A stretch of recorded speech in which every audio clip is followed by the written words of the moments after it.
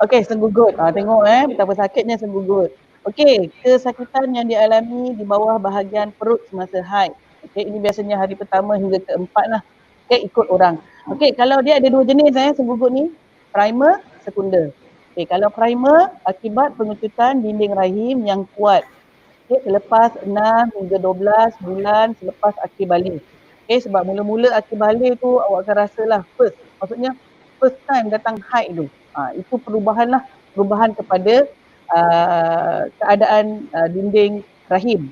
Okey, dalam pijik belajar rahim. Dalam sains awak akan belajar, kita panggil istilah dia uterus. Okey. Dan juga cervix. Dua ni lah kena biasakan. Okey, sekunder berlaku di patologi di pelvic dan rahim. Ada orang dia punya senggugut dia sampai ke belakang pinggul, dia punya sakit tu. Okey, ni lebih kurang tanda-tanda kalau nanti kalau orang nak bersalin, macam tu lah.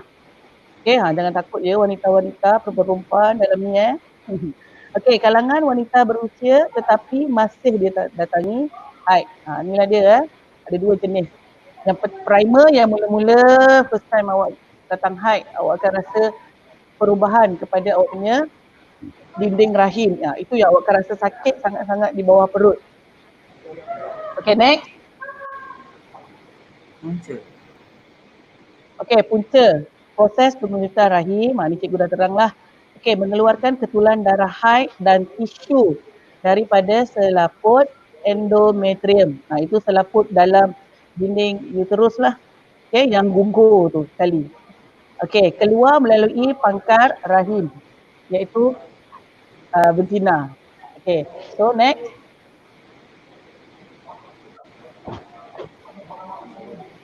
Okay, langkah-langkah untuk mengelakkan senggugut. Okay, elakkan mengambil garam berlebihan. Okay, lebihkan pengambilan karbohidrat, amalkan senaman rutin, elakkan yang ni minum. Okay, tak digalakkan minum kafein, coklat, teh dan berkarbonat. Terutamanya minuman berkarbonat. Okay, mungkin tak tahu berkarbonat ni apa. Berkarbonat ni adalah air macam air gas tu. Coca-Cola, Pepsi, 100 plus. Okay, waktu awak haid, elakkan. Kalau awak ambil juga, awak akan mengalami senggugut yang berganda-ganda. Sangat sakit. Okay, ataupun ketulan darah yang berketul akan keluarlah melalui darah haid.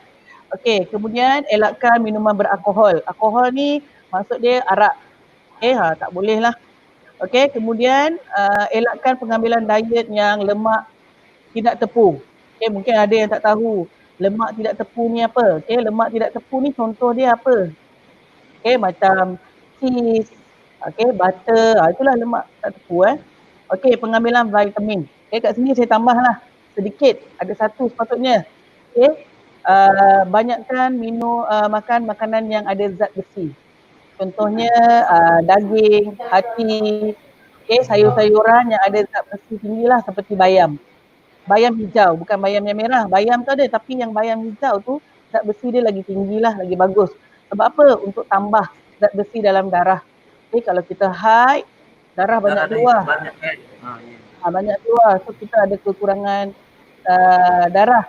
Okay, kalau orang yang ada anemia, dia akan senggugut. Orang yang ada anemia, senggugut dia akan lebih teruk lah dan dia akan pucat, okay?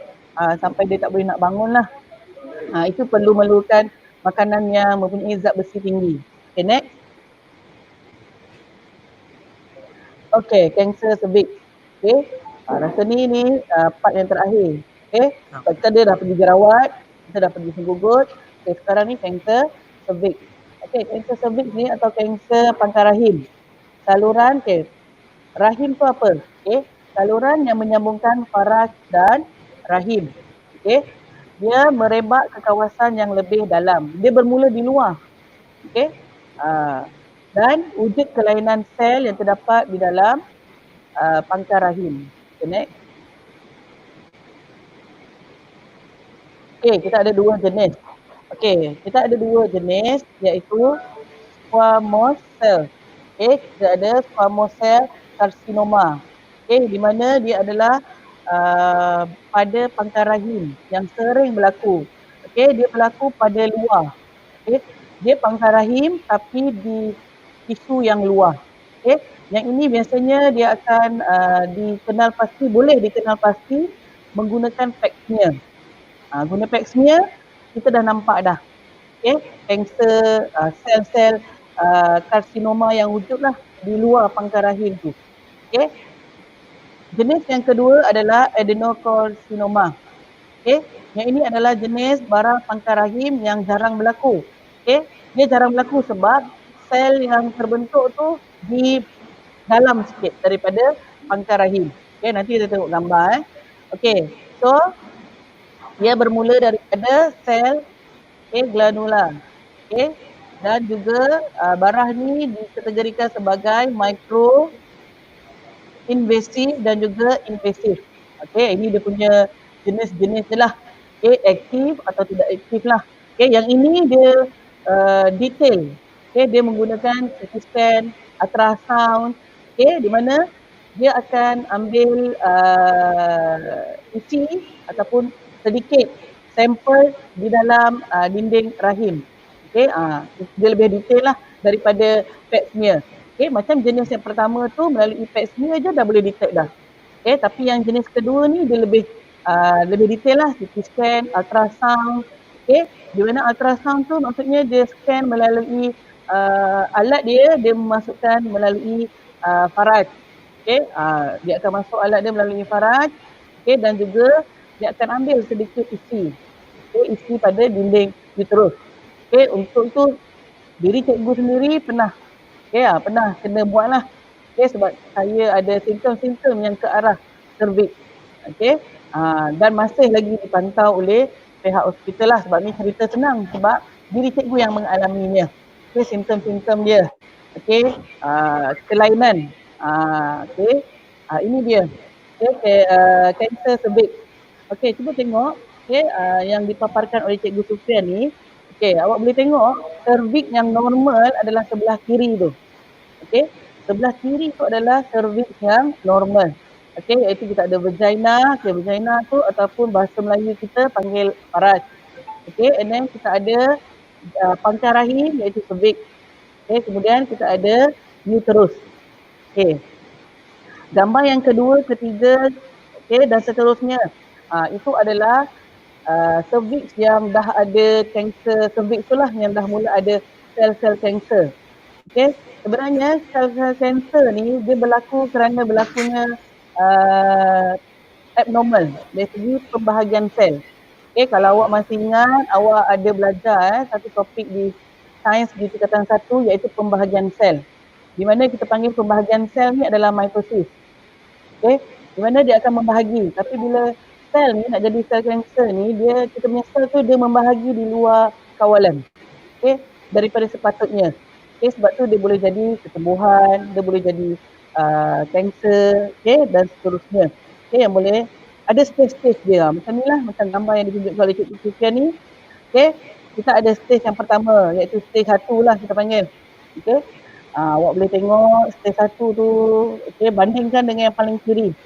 Okey, yang di tengah-tengah tu adalah sel kanser cervix. Okey, kanser tisu. Okey, sikit je. Okey, kedua, iaitu late stage. Okey, dia punya, kalau awak tengok dia punya pangkal rahim. Okey, kalau awak tengok pangkal rahim tu, dia dah mula ada flammable. Flammable means keradangan. Okey, keradangan pangkal rahim. Okey, so boleh nampak gambar tu yang ditunjuk dengan anak panah tu. Okey, itu untuk stage yang kedua. Okey, stage yang terakhir, yang ketiga. Okey, awak tengok yang bawah. Okey, yang ini bukan setakat keradangan pangkal rahim. Okey, tetapi melibatkan pendarahan yang tidak berhenti. Okey, cikgu ada kenalan cikgu, dia alami yang inilah stage yang ketiga. Okey, cikgu dulu stage yang awal-awal, dapat detect awal, so doktor ambil tindakan awal lah. So alhamdulillah kita selesaikan masalah dengan awal. Okey, itu yang kita kena, perempuan kena alert lah. Okey, so yang ketiga tu, yang stage terakhir tu, okey, kanser tu telah merebak luar dengan dalam, keradangan dan juga dah mula bleeding. Okey, bleeding tu maksudnya pendarahan. Dia bukan pendarahan yang high, dia pendarahan, dia keluar ketulan-ketulan darah. tanpa henti. Yang sampai macam pengalaman kawan cikgu ni, dia sampai jadi anemia. Darah dia sampai kena dah kurang, kena tambah darah. Itu yang bahayanya. Pendarahan yang tanpa henti. Next.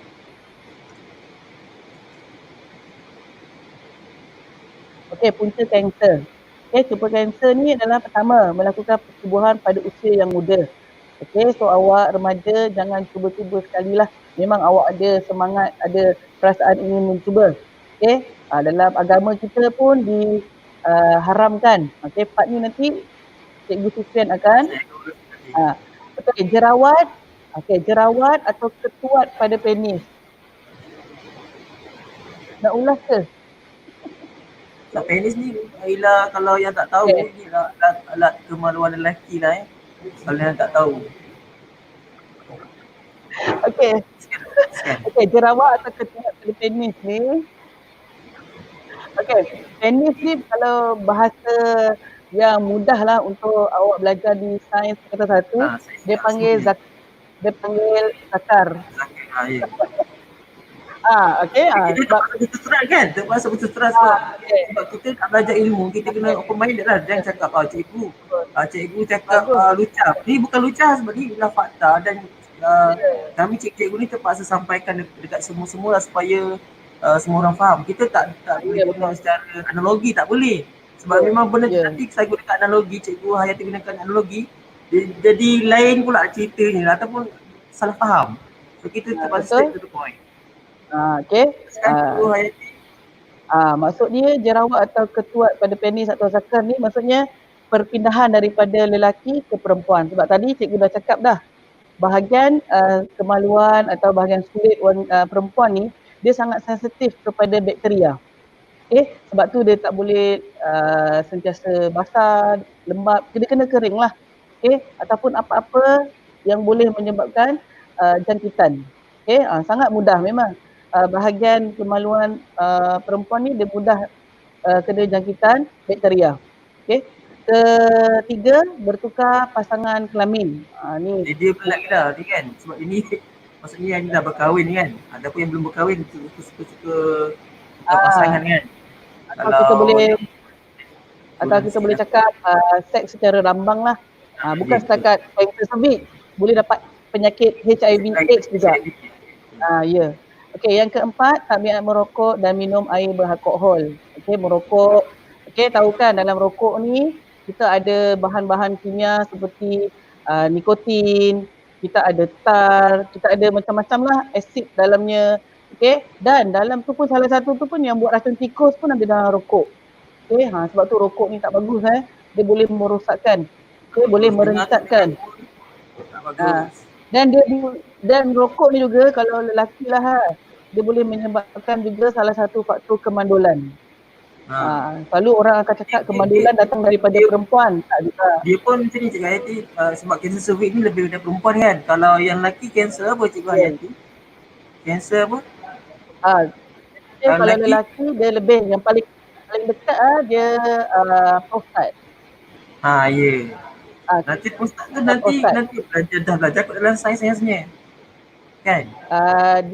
Dia ada satu tajuk dalam sains tingkatan 1 pembiakan. Dia memang belajar semua. Semua seronok tu belajar Cikgu Hayati, semua seronok. Memang ada memang satu tajuk, satu bab untuk sains tingkatan 1 tentang pembiakan, tentang kita haid, sistem pembiakan lelaki, sistem pembiakan perempuan. Memang mereka belajar apa jadi setiap tu penyakit-penyakit yang berkaitan dengan sistem-sistem pembiakan, punca-punca kemandulan, semua mereka belajar di sains tingkatan 1. Dan yang terakhir adalah faktor genetik. Ni faktor keturunan lah. Maksudnya kalau ada di antara ahli keluarga kita yang ada kanser, ada kemungkinan juga kita ni akan dapat juga kanser lah. Itu memang faktor genetik lah. Saya rasa, next ada lagi. Langkah-langkah pencegahan. Langkah-langkah pencegahan. Yang pertama, ujian pap smear. Biasanya ujian pap smear ni remaja tak buat. Biasanya bila dah berkahwin, setelah berkahwin, ada anak, perempuan-perempuan ni mesti. Okay, orang perempuan ni mestilah buat ujian pap smear lah. Seelok-eloknya biasanya setahun sekali. Okay, macam saya memang ada temu janji lah. Bayar dia tu macam mana? Free ke, percuma ke? Ataupun Kalau ada kuat lah kot. macam saya Bukan saja nak buat, bukan saya tak perlu buat kan. Kod ada pelajar kita ke kod nanti kan? Kod. Pelajar tak buat. Biasanya bila dah berkahwin, dah melahirkan anak kali pertama, memang akan kena buat secara rutin lah setiap tahun. Seelok-eloknya lah. Okay, setiap tahun. Dia ada private, bayarlah sendiri. Okay, kalau pergi klinik kesihatan atau hospital kerajaan, dia percuma lah. Okay, macam saya, memang saya ada ulangan sentiasa dengan pakar teknologi tu sebab saya punya masalah kesihatan dalaman wanita saya sendiri. Lagi mudah lah. Setiap tahun, setahun mesti sekali kita buat.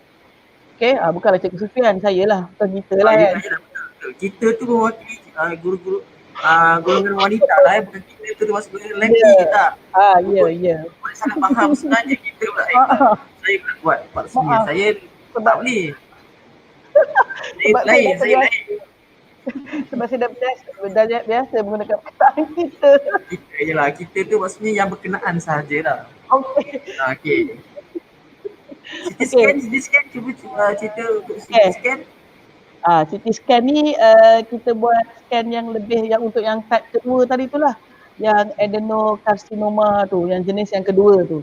Yang dia punya sel dia tu aktif dia di pangkal rahim tapi dia di bahagian tisu kulit dalam. Dia macam sel karsinoma ni dia macam satu sel yang macam permukaan kulit. Itu type pertama. Kalau yang type kedua ni dia dalam. Sebab tu dia kena detail lagi menggunakan CT scan ataupun ultrasound. Okay, untuk tahu yang saya kata tadi lah.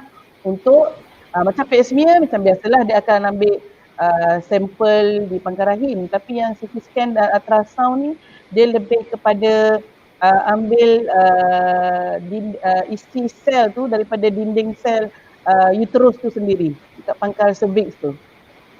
Untuk the test lah sama ada sel kanser tu ada ke, aktif ke atau tidak. Okay, tapi alhamdulillah lah saya punya result negatif lah. Okay, so yang terakhir amalkan gaya hidup sihat.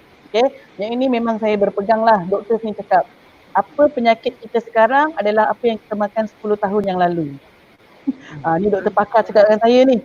Okay, so saya berpegang kepada apa yang doktor saya tu cakap lah. Okay, sama juga saya sikit berkongsi ajak IT So apa yang kita apa yang maksudnya sakit sekarang maksudnya dia melibatkan perlakuan kita sekarang adalah cerminan kita pada 10 tahun lepas. Ya, betul. Terus ada gaya hidup maksudnya. So apa yang kita buat so dia akan defect kepada kita pada akan datang. Itu maksudnya nanti. Ya, maksudnya hari ni kita makan, efek dia bukannya esok ke kejap lagi. 10 tahun lagi. Lebih kurang macam itulah doktor cakap dengan saya. Okay, sebab tu saya jaga-jaga jugalah. Ada makanan yang saya tak ambil. Okay, macam saya pula, saya memang tak ambil makanan-makanan yang boleh meningkatkan hormon-hormon estrogen. Okay, kalau hormon estrogen saya meningkat, sel-sel saya yang tak sepatutnya dia akan membiak dengan baiknya lah. Okay, contoh. Saya dah agak dah, Cikgu Sufian mesti nak tahu. Tak, saya tolong tanyakan untuk murid-murid tingkat 1 ni. Contoh dia soya, tempe, tahu. Orang Jawa suka ni. Mujur saya bukan Jawa. Mujur saya bukan Jawa. Tapi suami saya keturunan Jawa Johor tapi saya tak masak sebab saya tak boleh makan. Okay. Tapi sedangkan minuman soya ni adalah minuman kegemaran saya dahulu, Cikgu Sufian. Tapi sejak saya dinasihatkan jangan kena kawal, memang saya dah tinggalkan. Dah 2 tahun saya tinggalkan air soya. Tapi kalau tengok kicap. Alhamdulillah saya kurang suka kicap. Boleh makan tak? Tak, dia pun soya. Ya. Dia